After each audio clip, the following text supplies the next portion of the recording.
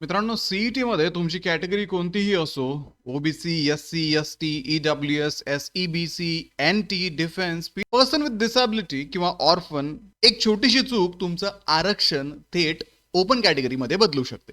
तर caste validity certificate कधी द्यायचं, ईडब्ल्यूएस सर्टिफिकेट नसेल तर काय करायचं, डिफेन्स कोटा आणि फिमेल रिझर्वेशन नेमके कसे लागू होतात आणि महाराष्ट्रातील एकूण आरक्षणाचा फायदा कुणाला मिळतो, सोबतच कुठल्या कॅटेगरीला किती पर्सेंट सीट्स उपलब्ध आहेत, या गोष्टी आपण आजच्या या व्हिडिओमध्ये डिस्कस करणार आहोत. कॅप प्रोसेस मधील सर्व रिझर्वेशन रूल्स आणि विद्यार्थ्यांकडून होणाऱ्या महत्त्वाच्या चुका या व्हिडिओमध्ये आपण डिस्कस करणार आहोत. त्यामुळे व्हिडिओ शेवटपर्यंत नक्की पहा. मित्रांनो, LLB ऍडमिशनसाठी असणारी जी काउन्सिलिंग आहे ती ग्लोबल ऑनलाईन मध्ये सुरू करण्यात आली आहे. तर या काउन्सिलिंग मध्ये तुम्हाला 1-on-1 काउन्सिलर ऍक्सेस दिला जातो. तुम्हाला मिळालेले मार्क्स आणि तुम्हाला कुठल्या कॉलेजला ऍडमिशन घ्यायचं आहे याविषयी डिस्कशन केलं जातं. तसंच विद्यार्थी मित्रांनो, मागच्या वर्षीचा जो कट ऑफ होता, मागच्या वर्षीचे जे ऍडमिशन होते त्यानुसार कुठल्या कॉलेजला तुमचा नंबर लागू शकतो याविषयी डिसिजन देणं असेल किंवा तुमचं डॉक्युमेंट व्हेरिफिकेशन असेल, तर अगदी कॅप राऊंडच्या नोटिफिकेशन पासून तर तुमच्या कॉलेजच्या ऍडमिशन पर्यंत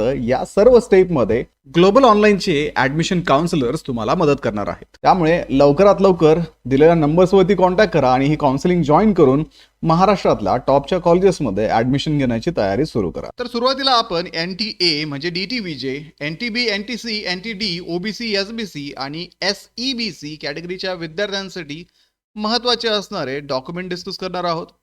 तर याच्यामध्ये ज्यावेळेस तुमचे कॅप राऊंड सुरू होतात, कॅप राऊंडला तुम्ही रजिस्टर करता, त्यावेळेस तुम्हाला कास्ट सर्टिफिकेट, कास्ट किंवा ट्राईब व्हॅलिडिटी सर्टिफिकेट आणि नॉन क्रिमिलियर हे या 3 गोष्टी अपलोड करणं मॅन्डेटरी आहे. तरच तुम्हाला रिझर्वेशनचा फायदा मिळू शकतो. जर तुम्ही यातली एकही गोष्ट अपलोड करण्यासाठी आणि जर तुम्ही यातली एक गोष्ट जरी अपलोड केली नाही तरी तुम्हाला रिझर्वेशनचा बेनिफिट इथे मिळत नाही. जर तुमच्याकडे व्हॅलिडिटी सर्टिफिकेट नसेल, ते पेंडिंग असेल, तुम्ही अप्लाय केलं असेल, तर त्या ऍप्लिकेशनची जी रिसिप्ट आहे ती तुम्हाला कॅप राऊंडच्या वेळेस ऍटलिस्ट अपलोड करणं रिक्वायर्ड आहे. तसंच विद्यार्थी मित्रांनो, ज्यावेळेस तुम्ही रिसिप्ट अपलोड करता त्यावेळेस सीईटी सेल तुम्हाला सांगते की कॅप राऊंड 2 च्या ऍडमिशनच्या अगोदर तुमचं जे सर्टिफिकेट आहे ते सबमिट होणं गरजेचं आहे आणि जर सबमिट केलं नाही तर तुमचं सीट हे ओपन कॅटेगरीसाठी पुढच्या राऊंडला कन्सिडर केलं जाईल. त्यामुळे विद्यार्थी मित्रांनो, कॅप राऊंडच्या ऍप्लिकेशनमध्ये ऍटलिस्ट तुमच्याकडे रिसिप्ट असणं गरजेचं आहे आणि त्यानंतर सुरुवातीला सीईटी सेल कॅप राऊंड 2 पूर्वी हे सर्टिफिकेट अपलोड करण्याचं सांगते. त्यानंतर फर्दर एक्सटेन्शन पण मिळतात. त्यामुळे ऍटलिस्ट तुमच्याकडे रिसिप्ट असावी हे इथे एक्सपेक्टेड आहे. SC ST कॅटेगरीच्या विद्यार्थ्यांसाठी कॅप प्रोसेसच्या वेळेस कास्ट सर्टिफिकेट, कास्ट किंवा ट्राईब व्हॅलिडिटी सर्टिफिकेट या 2 गोष्टी अपलोड करणं मॅन्डेटरी आहे. इथे पण तुमच्याकडे व्हॅलिडिटी नसेल तर तुम्ही ऍप्लिकेशनची रिसिप्ट अपलोड करू शकता. आणि कॅप राऊंड 2 पूर्वी तुम्हाला तुमचं फायनल सर्टिफिकेट अपलोड करायला सुरुवातीला सांगतात, पण त्यानंतर तुम्हाला अपलोडसाठी एक्सटेन्शन दिले जातात. तर काही महत्त्वाचे रिझर्वेशन रूल जर आपण पाहिले, महाराष्ट्राच्या बाहेरचे जे कास्ट सर्टिफिकेट आहे ते महाराष्ट्रात आरक्षणासाठी ग्राह्य धरले जात नाही. अशा उमेदवारांना ओपन कॅटेगरीमध्ये फक्त प्रवेश दिला जातो आणि SBC प्रवर्गामधील ज्या जाती आहेत, पूर्वी इतर मागासवर्गीय प्रवर्गात ज्या समाविष्ट होत्या, अशा उमेदवारांना पूर्वीच्या संबंधित प्रवर्गातील आरक्षणाचा लाभ मिळू शकतो. तसेच काही आरक्षित जागा जर रिकाम्या राहिल्या तर एकूण इनटेक कॅपॅसिटीच्या 2% SBC उमेदवारांना इथे प्राधान्य दिलं जातं. त्यानंतर डिफेन्स कोटा, तर महाराष्ट्र राज्यातील टोटल सीट्स पैकी 5% जागा ह्या संरक्षण दलातील म्हणजेच डिफेन्स मधील जे कार्यरत सैनिक आहेत किंवा महाराष्ट्रामध्ये ज्यांची बदली झाली आहे अशा सैनिकांच्या मुलासाठी राखीव आहेत आणि या जागासाठी स्वतंत्र राज्यस्तरीय मेरिट लिस्ट तयार केली जाते. फक्त अर्ज करताना ज्यावेळेस तुम्ही कॅपला रजिस्टर करत असाल त्यावेळेस प्रो फॉर्मा CD किंवा E तुम्ही सबमिट करणं गरजेचं आहे. यामध्ये संरक्षण विभागामधील जे सिव्हिलियन कर्मचारी आहेत त्यांच्या मुलांना या आरक्षणाचा लाभ मिळत नाही, हे तुम्ही लक्षात ठेवणं गरजेचं आहे. आणि हे जे आरक्षण आहे ते तुम्हाला मायनॉरिटी कॉलेजमध्ये लागू होत नाही.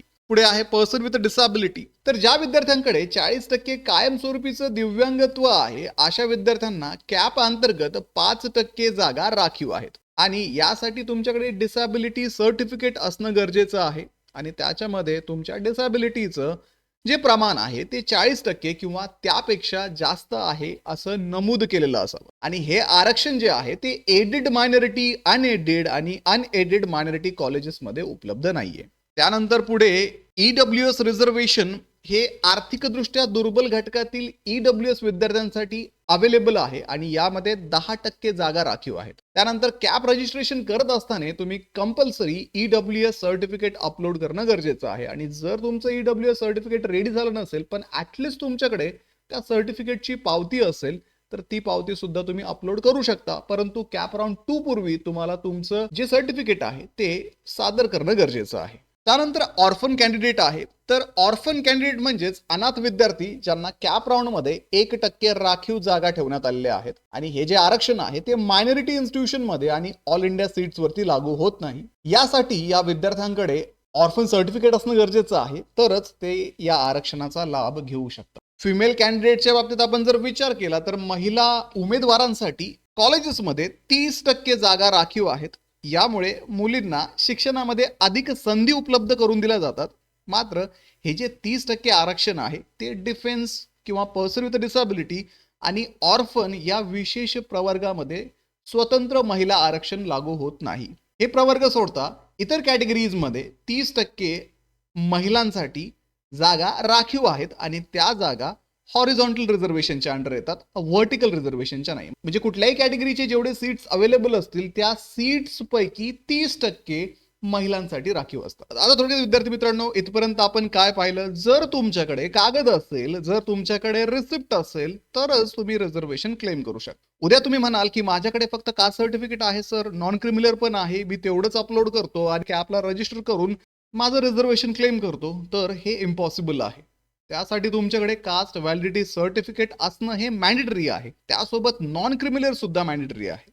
जर तुमच्याकडे हे 3 डॉक्युमेंट्स प्रॉपरली अवेलेबल असतील तर आणि तरच तुम्ही या रिझर्वेशनचा फायदा घेऊ शकता. अदरवाईज तुम्हाला रिझर्वेशनचा फायदा मिळू शकणार नाही. कुठलंही रिझर्वेशन क्लेम करत असताना तुमच्याकडे जर कागद असेल त्याचा तर तो कागद बोलेल आणि तुम्हाला रिझर्वेशन देईल. नसेल तर सरळ सरळ तुम्ही ओपन कॅटेगरीमध्ये कन्सिडर व्हाल. ठीक आहे, ही गोष्ट सगळ्यात महत्वाची आहे. पुढे जर आपण महाराष्ट्रामध्ये असणारं जे रिझर्वेशनचं पर्सेंटेज पाहिलं तर SC कॅटेगरीच्या विद्यार्थ्यांसाठी 13% रिझर्वेशन आहे. ST विद्यार्थ्यांसाठी 7% रिझर्वेशन आहे. NTA म्हणजे VJDT या कॅटेगरीसाठी 3% जागा राखीव आहेत. NTB साठी 2.5%, NTC साठी 3.5%, NTD साठी 2%, OBC साठी 19%, SEBC साठी 10%. म्हणजे टोटल रिझर्वेशन हे अराउंड 60% तुम्हाला कॉलेजेसमध्ये अवेलेबल असणार आहे. तर आपले जे कॅप राऊंड आहे ते साधारणतः जून एंड किंवा जुलै महिन्यामध्ये सुरू होतील आणि या कॅप राऊंडच्या वेळेस तुम्हाला या सर्व गोष्टी लक्षात ठेवणं गरजेचं आहे. हे डॉक्युमेंट तुमच्याकडे असणं गरजेचं आहे जर तुम्हाला रिझर्वेशन क्लेम करायचं असेल तरच. तसेच या सर्व प्रोसेसमध्ये तुमच्या ऍप्लिकेशन पासून तर तुमच्या कॉलेज ऍडमिशन पर्यंत तुम्हाला गाईड करण्यासाठी ग्लोबल ऑनलाईनची जी ऍडमिशन काउन्सिलिंग आहे ती सुरू आहे. आणि या काउन्सिलिंग मध्ये तुम्हाला 1-on-1 काउन्सिलर ऍक्सेस दिला जातो. तुम्हाला मिळालेले मार्क्स आणि तुम्हाला कुठल्या कॉलेजला ऍडमिशन घ्यायचं आहे याविषयी डिस्कशन केलं जातं. तसंच विद्यार्थी मित्रांनो, मागच्या वर्षीचा जो कट ऑफ होता, मागच्या वर्षीचे जे ऍडमिशन होते त्यानुसार कुठल्या कॉलेजला तुमचा नंबर लागू शकतो याविषयी डिसिजन देणं असेल किंवा तुमचं डॉक्युमेंट व्हेरिफिकेशन असेल तर अगदी कॅप राऊंडच्या नोटिफिकेशन पासून तर तुमच्या कॉलेजच्या ऍडमिशन पर्यंत या सर्व स्टेपमध्ये ग्लोबल ऑनलाईनचे ऍडमिशन काउन्सिलर्स तुम्हाला मदत करणार आहेत. त्यामुळे लवकरात लवकर दिलेल्या नंबर्सवरती कॉन्टॅक्ट करा आणि ही काउन्सिलिंग जॉईन करून महाराष्ट्रातल्या टॉपच्या कॉलेजेसमध्ये ऍडमिशन घेण्याची तयारी सुरू करा. तर व्हिडिओला लाईक करा, तुमच्या मित्रांना हा व्हिडिओ शेअर करा, ग्लोबल ऑनलाईनला आत्ताच सबस्क्राईब करून ठेवा. भेटूया पुढच्या व्हिडिओमध्ये. थँक्यू.